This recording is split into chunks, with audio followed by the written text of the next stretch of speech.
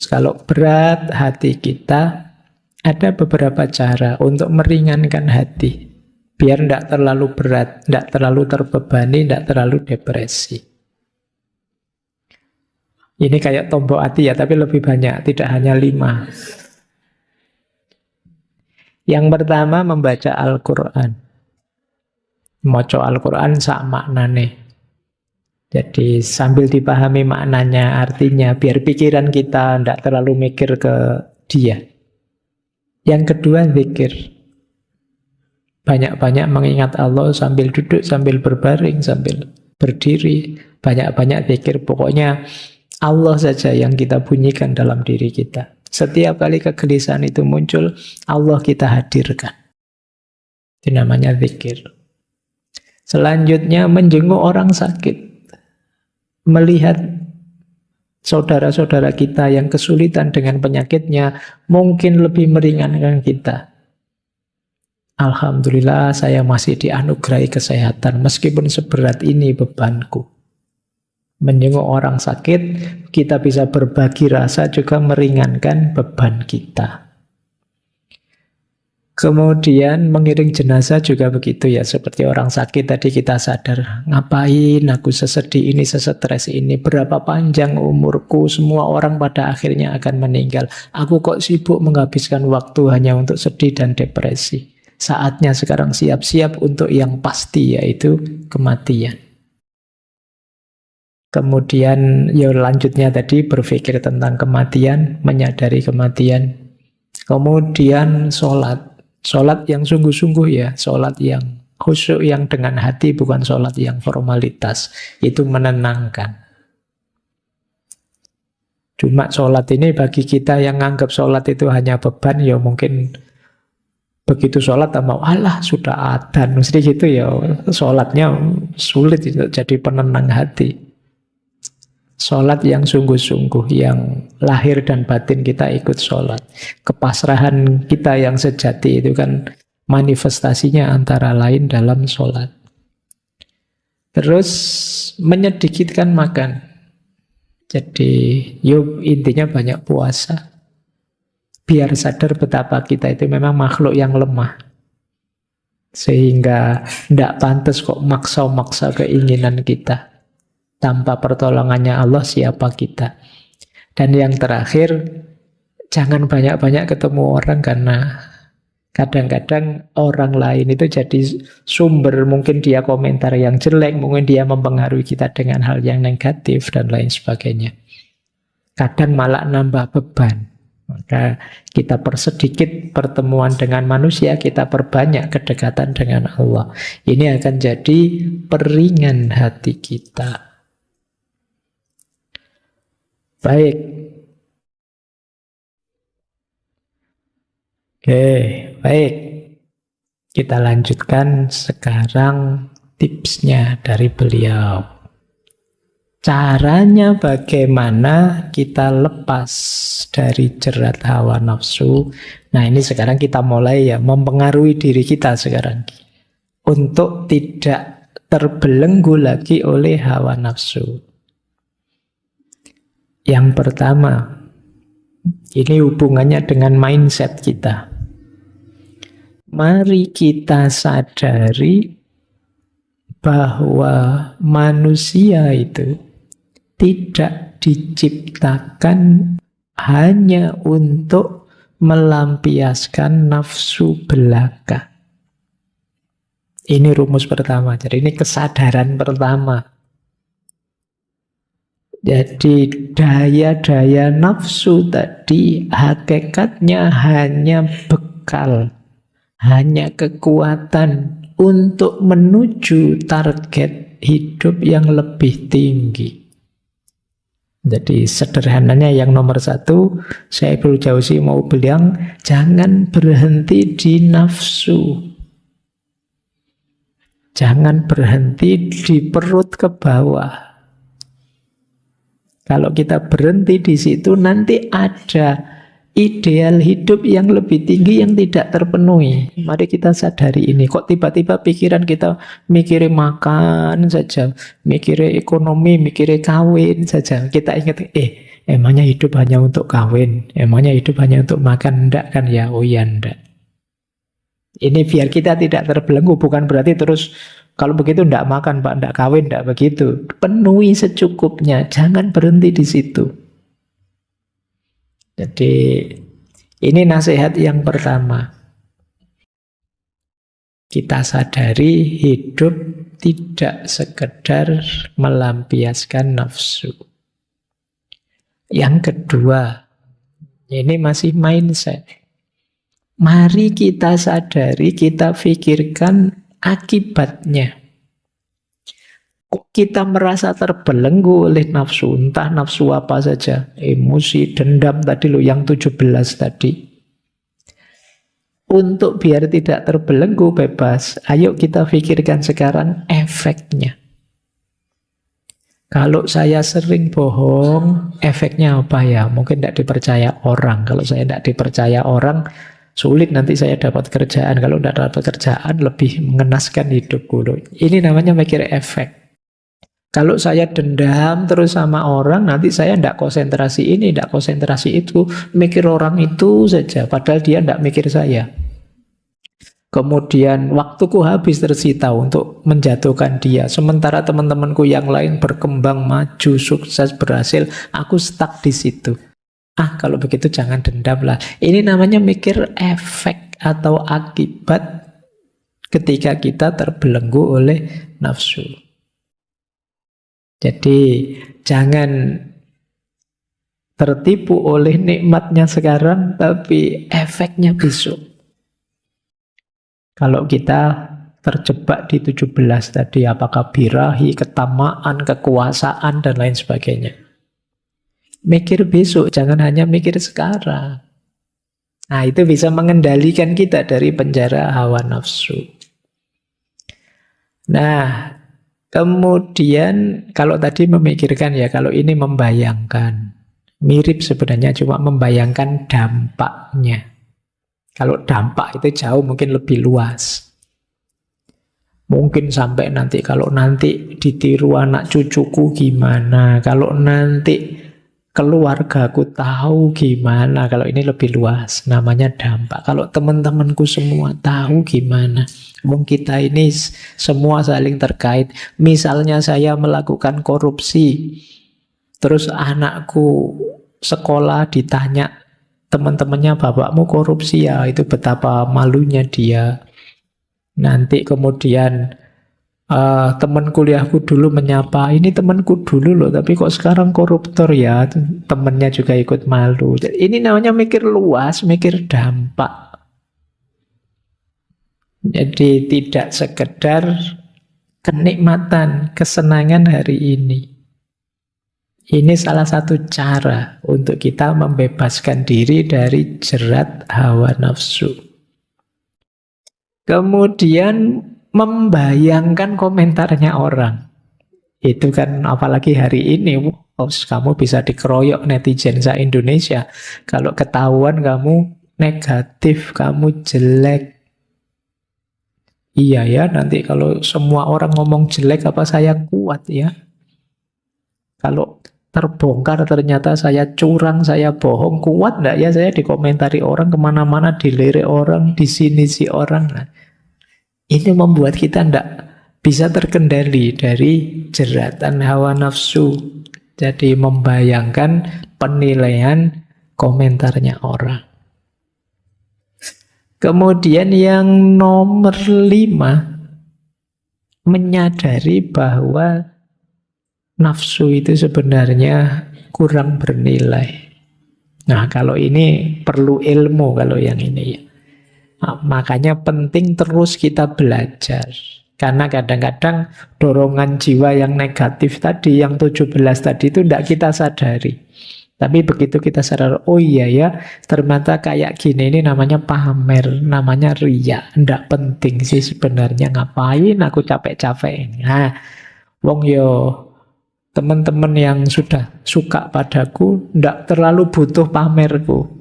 Yang tidak suka padaku, saya pameri apapun dia tetap tidak suka. Jadi ngapain sih aku capek-capek kayak gini? Nah, ini namanya mikir. Jadi sadar bahwa ini kurang bernilai. Semua hal yang negatif ini mesti kurang bernilai. Nah, ini coba ya kita balik mindset kita. Kemudian mari kita pikirkan juga betapa hebatnya orang yang menang melawan hawa nafsu, betapa hinanya orang yang kalah oleh nafsunya. Jadi kita kan bangga misalnya sapa wis yang menang melawan hawa Nabi Yusuf. Nabi Yusuf itu sudah diundang ke kamar, yujane yo pingin walakot hammat bihi wa hamma biha. Sama-sama punya punya keinginan. Laula an ro'a burhana robbi. Tapi dia sadar, tidak boleh ini. Masih ingat peringatannya Tuhan, jadi sukses, tidak tergoda. Meskipun ketika mau balik lari keluar, terus ditarik bajunya sehingga robek di belakang. Saya tidak bayangkan kalau kasusnya kalian mengalami momen begitu. Itu bisa kejadian beneran, malah mau video mungkin ya. Yo, Nabi Yusuf selamat. Dan kita kagum melihat yang seperti itu. Orang yang mampu menaklukkan hawa nafsunya itu mengagumkan. Mungkin teman-teman sering lihat ya, ada kasus apa gitu, terus orang yang jadi korbannya dengan jiwa besar. Baiklah, tidak apa-apa, saya tahu memang tidak ada manusia yang sempurna, saya maafkan dia. Ini kan orang yang dia bisa balas, bisa menghukum, tapi dia memaafkan. Kita melihatnya mulia sekali orang itu, mau memaafkan. Mari kita ingat-ingat ini. Ternyata menaklukkan hawa nafsu itu mengagumkan. Orang melihatnya mulia. Nah, jadi ketika kita mau masuk ke ranah nafsu tadi, kita tersadarkan oleh ini, ini tantangan, saya bisa menaklukkannya atau tidak. Kalau saya bisa menaklukkannya, aku akan mulia. Kalau kalah, ya aku akan terhina. Nah, ini cara menyiasati mindset kita, karena apapun yang kita lakukan itu kan dorongan dari nalar atau mindset kita. Baik, jadi jangan kalah oleh perspektif yang negatif. Mari selalu mikir yang mulia, yang positif. Karena kadang-kadang itu ya pikiran kita sendiri yang mengarahkan ke nafsu. Makanya di sini mindset kita oleh Syekh Ibnu Jauzi ingin dibalik, bahwa mari kita sadari hal-hal yang baik, yang positif ini. Yang terakhir, tips untuk menaklukkan hawa nafsu ya tentu saja orang yang bisa menaklukkan hawa nafsunya itu terpuji di dunia dan sukses mendapat pahala di akhirat. Kalau ini kita sering lupa kadang-kadang gayanya orang sekarang, saya tidak butuh pahala Pak gitu. Pahala saya sudah banyak Pak, sudah ada yang sumbungnya sampai ke situ. Tapi jadi melepaskan diri dari jerat hawa nafsu, kalau kita perhatikan ini sebenarnya kepentingannya adalah kepentingan kita. Jadi tidak ada wah agama itu Allah itu bikin susah saja, yang enak-enak kok dilarang, kan sering begitu. Loh, tapi kalau hawa nafsu tadi tidak kalian kendalikan semacam ini, justru kalian nanti yang jatuh. Jiwamu hancur, kemanusiaanmu bubar. Jadi ini sebenarnya bukan kepentingan agama, bukan kepentingan Allah, kepentinganmu. Oleh Allah ditegaskan, diarahkan padamu biar kamu bahagia dalam hidupmu, ya dunia, ya akhirat. Kalau melihat rumus yang semacam ini. Baik, sudah dapat setengah. Ini masih teknisnya ya, belum filosofinya dari beliau. Paling tidak teman-teman sudah tahu ya bagaimana caranya untuk mengatasi jerat nafsu. Ternyata 1, 2, 3, 4, 5, 6, 7 itu kuncinya di mindset, cara kita berpikir, menggunakan akal kita dengan benar. Ini yang orang menyebutnya hikmah. Maka jangan mau kalau ada orang ngomong, ndak usah pakai akal, ndak usah mikir, sudah lo. Ini justru menata cara berpikir kita. Karena akal kita itu powernya luar biasa. Tapi kan akal kita bisa salah, Pak. Bisa. Apa sih dari manusia yang sempurna? Hati juga bisa gelap. Kalau urusan bisa-bisaan semua bisa. Tapi akal punya potensi besar untuk menemukan kebaikan dan kebenaran. Dia anugerah paling istimewa yang diberikan oleh Allah pada manusia. Baik, makanya nanti kan ada yang ayat itu yang bilang bahwa nanti penduduk surga itu penduduk neraka itu di antara ratapannya adalah mereka menyesal bahwa di dunia dulu mereka tidak berpikir.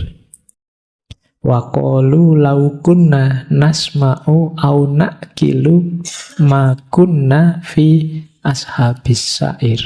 Jadi penduduk neraka besok menyesal sekali, seandainya kami dulu mau mendengarkan dan mau berpikir, pasti kami tidak masuk neraka. Cuma karena akalnya jarang dipakai. Akhirnya ya salah ambil keputusan dan masuk neraka. Bahan renungan teman-teman. Ini ngaji kitab kuning beberapa ya.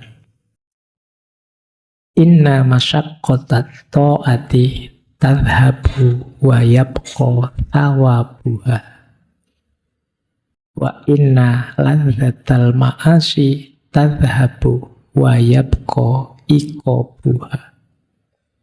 Sesungguhnya keletihan karena melakukan ketaatan pada akhirnya juga akan hilang, dan yang tersisa adalah pahalanya.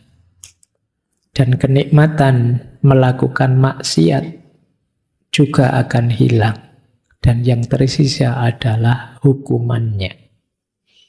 Selelah apapun kalian melakukan kebaikan, lelahmu juga pada saatnya juga akan pulih. Capeknya hilang. Tapi sekarang yang sisa adalah pahalanya, kebaikan buahnya. Tapi kemaksiatan, senikmat apapun kamu rasakan, ya nikmatnya pada saatnya juga akan hilang. Tapi kalau itu kemaksiatan, yang tersisa adalah hukuman dan efeknya. Kalian siap-siap merasakan itu. Lanjut. Wah, ini terpotong sebentar.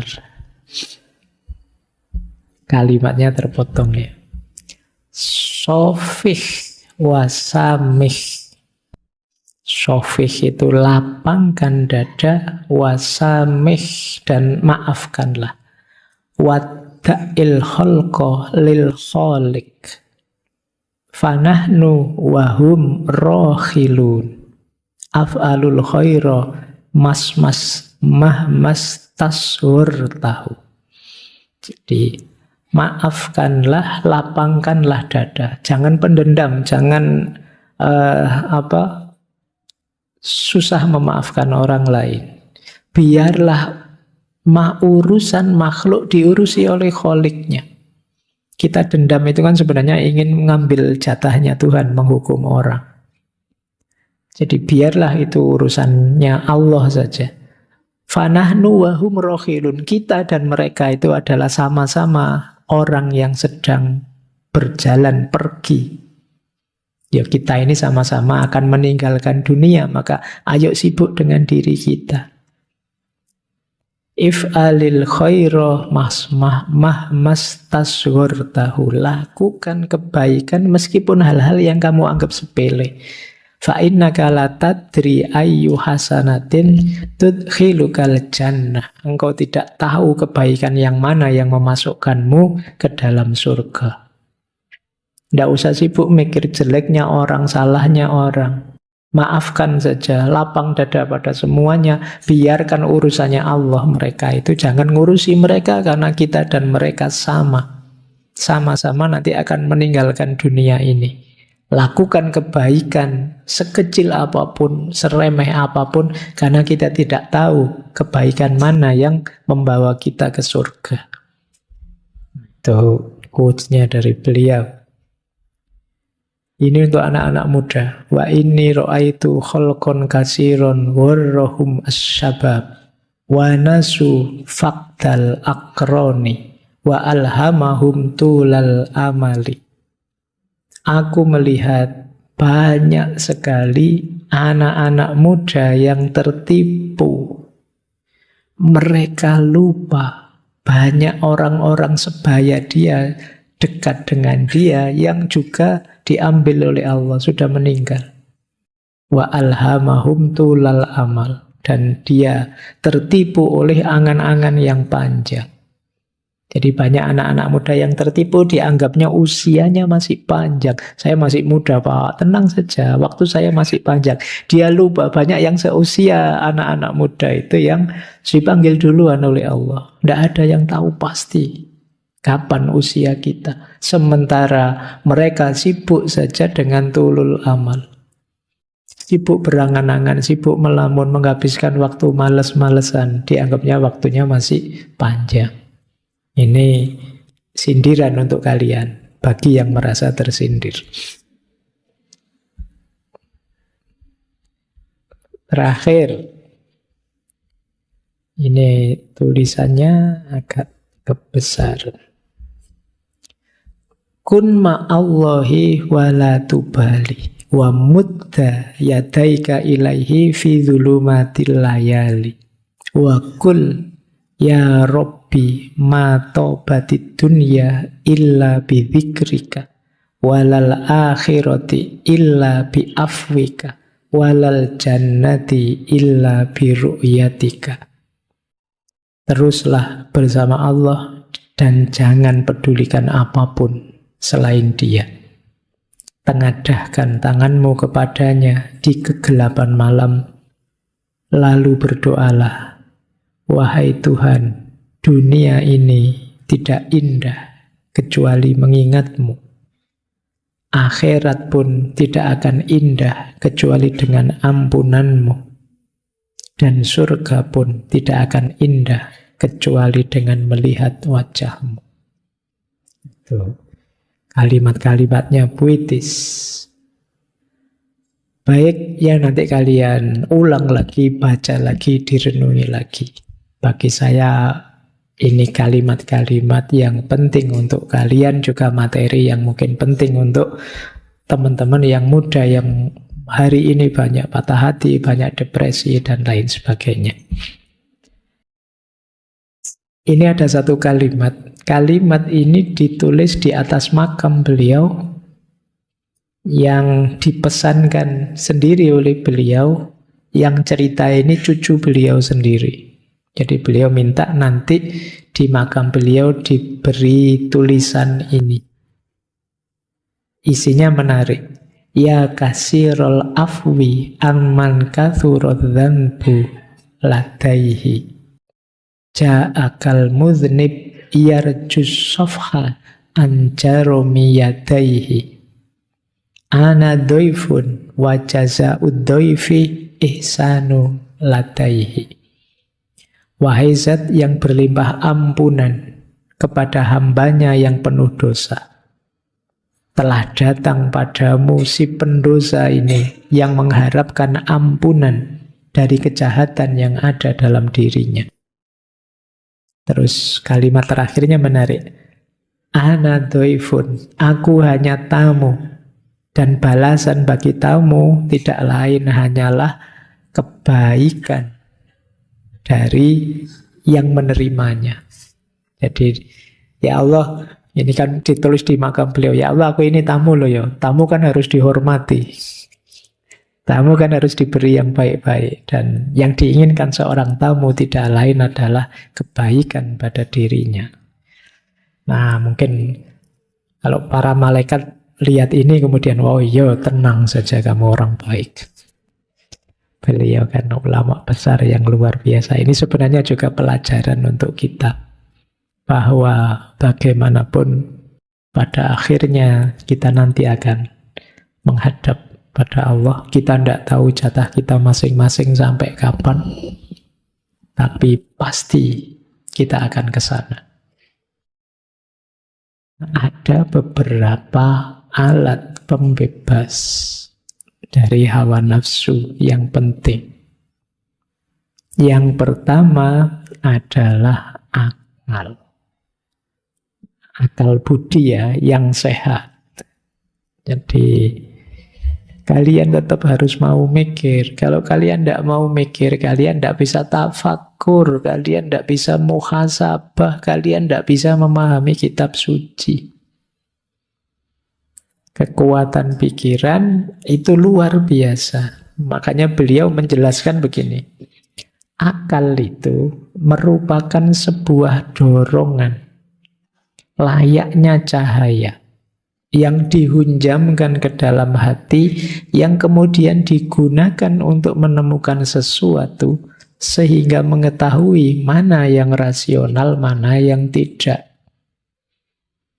Ini kalau berdasarkan kalimat ini sebenarnya 17 hal yang merusak jiwa kita tadi itu kalau dipikir-pikir sesuatu yang tidak rasional.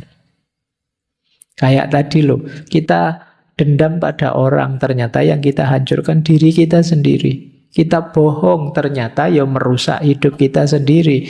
Kita overthinking, kita over sedih, kita over seneng. Itu kan kita tidak mikir bahwa over itu merusak.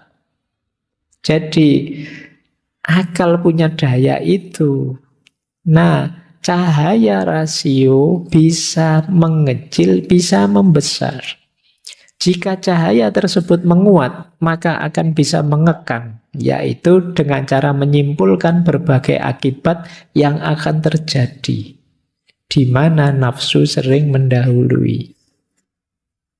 Maka di antara jalan untuk kita tidak terjebak 17 hal negatif hawa nafsu tadi, ayo berpikir dulu sebelum melakukan atau memutuskan sesuatu.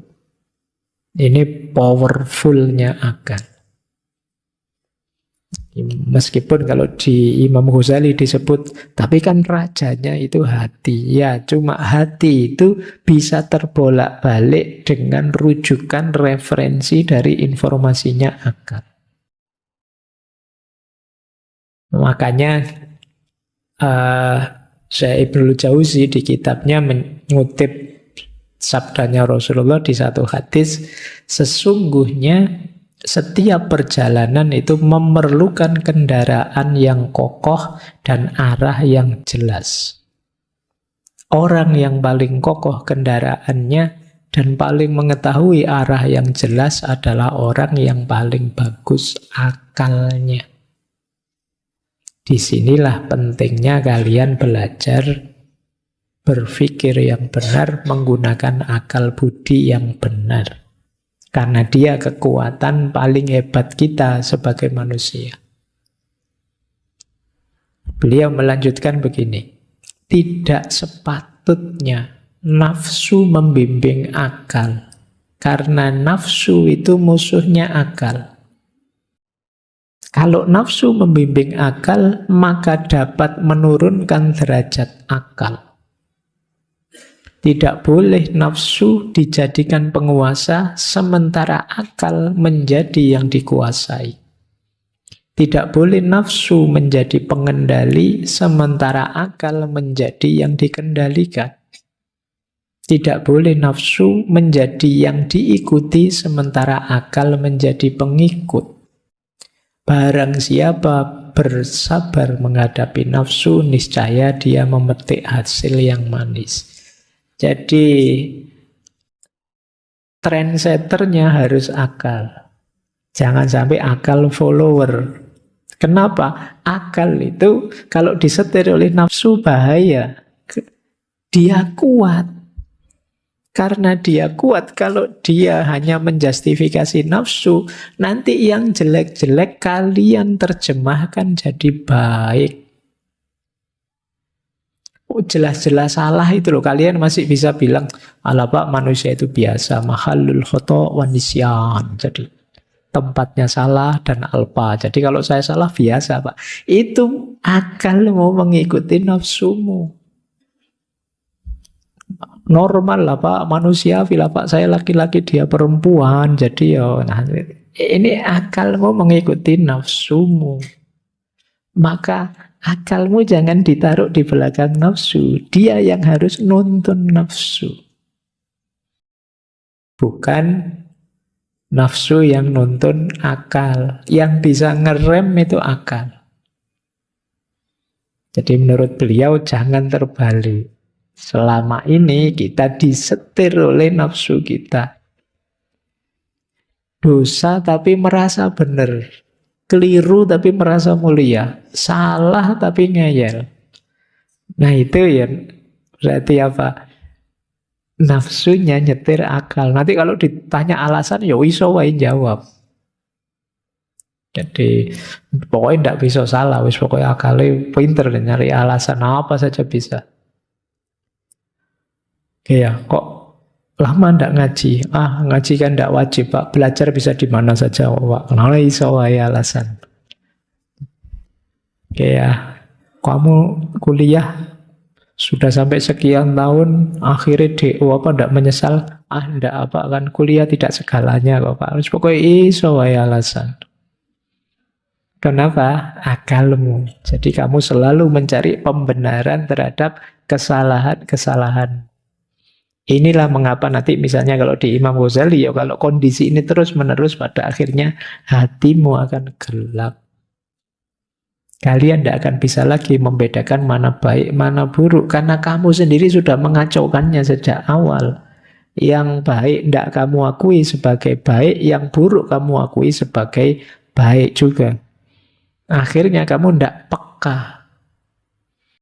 Jadi salah, maksiat, dosa, karena kamu carikan argumen, carikan alasan, kamu anggap biasa. Jadilah kebiasaan hidupmu. Akhirnya ya rasanya biasa saja sudah. Wajar saja Pak yang seperti ini, padahal itu hakikatnya keliru, tapi kepekaanmu hilang.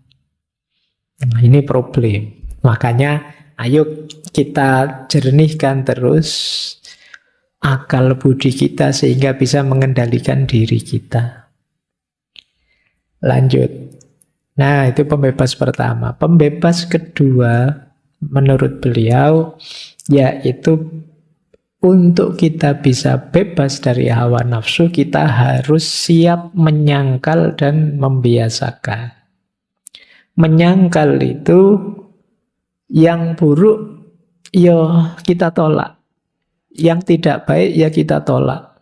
Jadi jangan diterima dengan alasan apapun. Ini namanya kita siap menyangkal. Yang kedua, membiasakan yang baik-baik meskipun berat. Itu namanya pembiasaan. Mungkin tidak enak. Memang jiwa kita itu pinginnya enak terus, nikmat terus. Tapi kan tidak selalu kita bisa begitu. Maka mari kita awali melakukan kebaikan meskipun tidak enak. Lama-lama kalau sudah terbiasa ya, yang semula berat akan jadi ringan.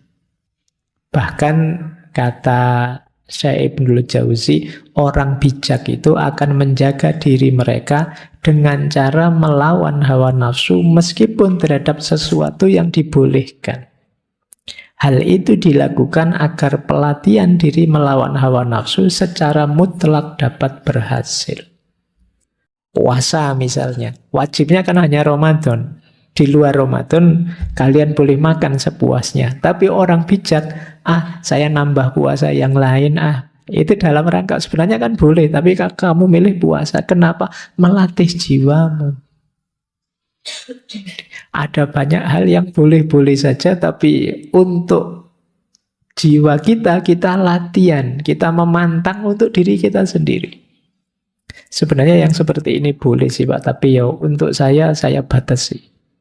Nah, ini namanya penyangkalan dan pembiasaan. Kita harus merancang sendiri ini untuk melatih jiwa kita terbiasa dalam kebaikan dan terbiasa menyangkal yang buruk. Nah, kalau jiwa kita terkondisi, ya tidak mungkin hawa nafsu bisa membelenggu kita. Lanjut. Yang ketiga, pembebas dari hawa nafsu, yaitu apa? Menyibukkan diri dalam kebaikan. Mungkin kita susah menyingkirkan negatif-negatif tadi dalam diri kita. Sambil kita bersih-bersih, kita sibukkan.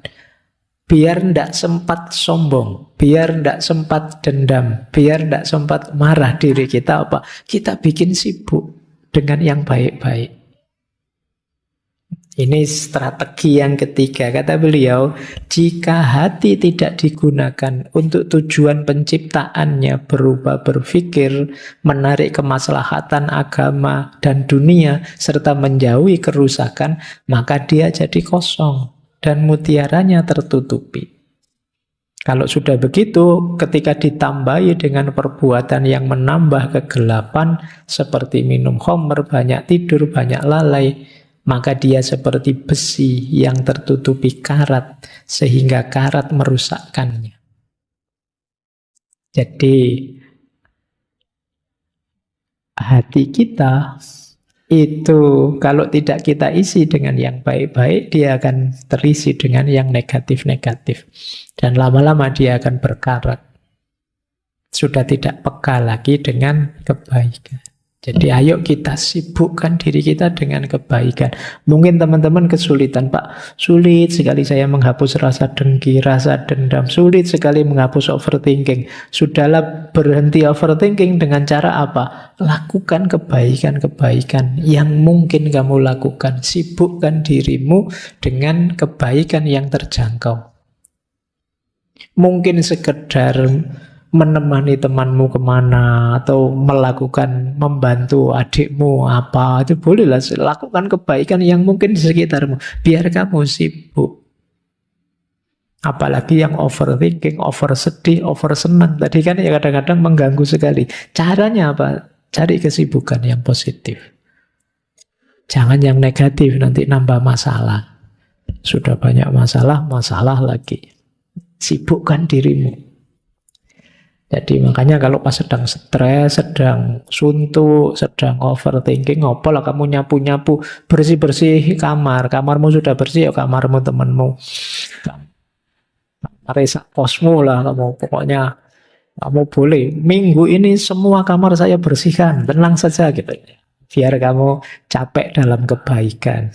Nah, itu, coba saja kamu gitu. Nanti ada kebahagiaan sendiri, boleh dicoba. Yang kecil-kecil juga enggak apa-apa. Ada temanmu, tak buangin sampahmu, ya itu boleh. Apalah gitu yang menyenangkan. Nah, ini dalam rangka apa? Menyibukkan hatimu dengan kebaikan. Daripada dia lalai, dia terlena, nanti lama-lama dia bisa berkarat. Oke, ini pembebas yang ketiga. Pembebas yang keempat, menjaga pandangan. Ini yang agak berat ya untuk kita hari ini. Menjaga pandangan itu saya memaknai tidak sekedar matanya tidak jelalatan kemana-mana. Tapi juga untuk hal-hal yang kita tidak perlu tahu, ya kita tidak harus tahu. Ini namanya menjaga pandangan. Informasi-informasi yang tidak seharusnya kita tahu, ya mending tidak tahu saja. Daripada nanti kita sibuk, kita gelisah, depresi gara-gara itu, padahal itu bukan urusan kita.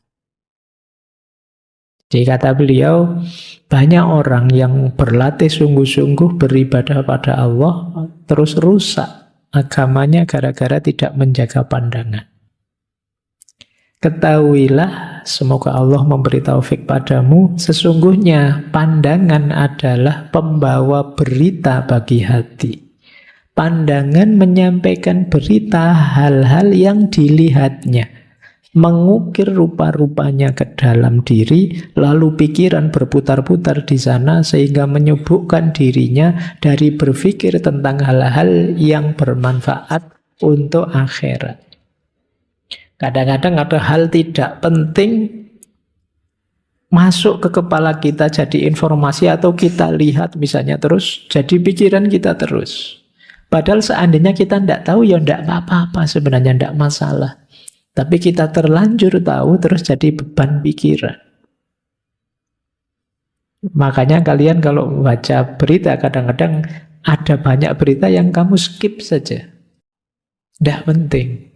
Eman-eman membebani kepalamu. Sama seperti pandangan. Yang tidak harus dilihat jangan dilihat. Nanti malah jadi masalah. Ya apalagi melihat yang tidak seharusnya dilihat. Kenapa? Akan tersisa di kepalamu. Coba ya misalnya kalian melihat video artis ini padahal sudah lama tahun berapa, tapi kan masih ada di kepalamu. Setiap kali artis itu muncul terus komenmu, saya sudah lihat loh, sering ngomong.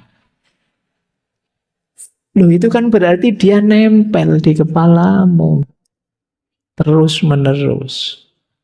Itu yang dimaksud menjaga pandangan. Akhirnya banyak hal tidak penting, banyak hal tidak ada gunanya di kepalamu. Itu makanya kalau kalian kuliah tidak ada yang masuk. Kenapa? Sudah penuh isinya. Macam-macam sudah. Kamu hafal benar artis siapa saja yang janda, artis siapa saja yang mau cerai. Atas itu kan informasimu lengkap sudah di kepalamu. Nah, ayo latihan menjaga pandangan.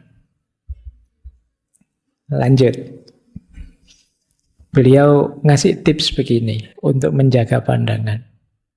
Jika kamu terlanjur mengalami seperti itu, maka pengobatannya adalah dengan menjaga pandangan setelah itu.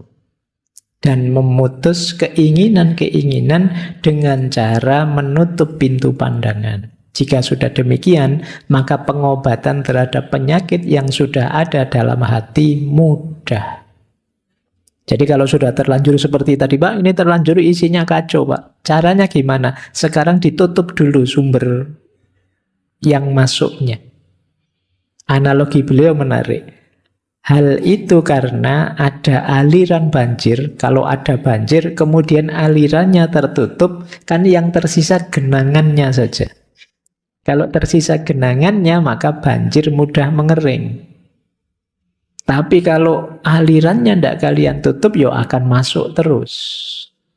Jadi solusinya, kamu tutup dulu yang kemarin terbuka, jadi jalannya masuk macam-macam. Kalau sudah ditutup, yang di dalam, yang tadi sudah terlanjur masuk, kan gampang bersih-bersihnya. Tapi kalau membanjir terus, ya banjir terus sudah, tidak bisa bersih-bersih. Tidak ada pengobatan terhadap penyakit di hati yang lebih kuat daripada memutus sebab-sebabnya. Kemudian mencegah berpikir tentangnya karena takut siksaan Allah. Ketika kamu mengamalkan pengobatan ini, maka dekatlah harapan keselamatanmu. Dan jika kamu membiarkan hasrat, maka hasrat ini akan naik ke tingkat tekad. Kemudian tekad menggerakkan anggota-anggota tubuh. Dari mata masuk ke pikiran, mendorong keinginan, karena pikiran terus memunculkan keinginan. Kalau sudah ingin biasanya naik level jadi tekad. Kalau sudah tekad biasanya akan kamu jalankan. Kalau tadi yang masuk hal-hal yang jelek, yang negatif, ya dia akan mendorong ke tindakan-tindakan yang negatif, bahkan lebih negatif lagi. Sering saya bilang kita itu tergantung apa yang masuk ke kepala kita. Kalau yang masuk ke kepala kita hal-hal yang negatif, maka kita akan melihat dunia ini secara negatif. Kalau zaman saya dulu ada istilah pikirannya ngeres. Pikiran ngeres itu kan karena sering diisi begitu-begitu, yang saru-saru, maka melihat apa-apa ya bayangannya saru-saru terus. Jangankan lihat manusia, mungkin lihat boneka, lihat kambing, lihat apa, itu pikirannya yang ngeres, wis pokoknya ngeres dok isi pikirannya. Jadi itu kenapa? Yang kamu masukkan di kepalamu. Gitu loh. Lihat kucing kawin, kambing kawin, itu pikiranmu ngelantur kemana-mana sudah. Ini namanya pikiran ngeres. Ya sama dengan kalau pikiranmu kamu kondisikan isinya yang ganas-ganas, ya mungkin cara berpikirmu jadi ganas. Tiap hari kamu nonton orang jotosan misalnya, ya referensi di kepalamu tentang jotosan semua. Nanti ada apa-apa sedikit, pukul aja sudah, sikat aja sudah, gitu kan. Itu karena apa? Ada rujukan di kepala kita. Mungkin kalian mau alasan, wong saya selama ini cuma baca saja kok Pak, saya tidak pernah komen. Saya cuma lihat saja kok Pak, saya. Iya, baca saja, lihat saja, itu masuk ke kepalamu kan. Jadi referensi, rujukan di kepalamu. Jangan-jangan pada saatnya itu keluar. Kamu cuma baca orang isinya makian-makian semua. Oh, kan banyak itu di medsos itu orang gegeran isinya maki-maki. Dasar apa. Nah mungkin kamu ndak maki saat itu, tapi referensi kata-kata makian itu sekarang ada di kepalamu. Pada saatnya kamu lepas kontrol, marah, membanjir itu kata-kata makian. Orang terus heran, kamu wonge kalem loh, mesuh kok nyelekit ya. Misalnya, kenapa bisa begitu? Karena referensinya lengkap di kepalamu. Jadi jangan dikira, oh saya itu silent reader kok Pak. Saya cuma baca, tidak pernah komen, tidak pernah. Iya, tadi diam-diam ngumpul semua informasinya di kepalamu. Jadi, ya menurut saya menundukkan pandangan itu hari ini konotasinya bisa luas. Tidak sekedar tidak melihat lawan jenis atau tidak melihat yang bukan muhrim dan lain sebagainya. Ya termasuk tidak memasukkan informasi-informasi yang tidak penting, tidak ada gunanya, merusak ke dalam diri kita.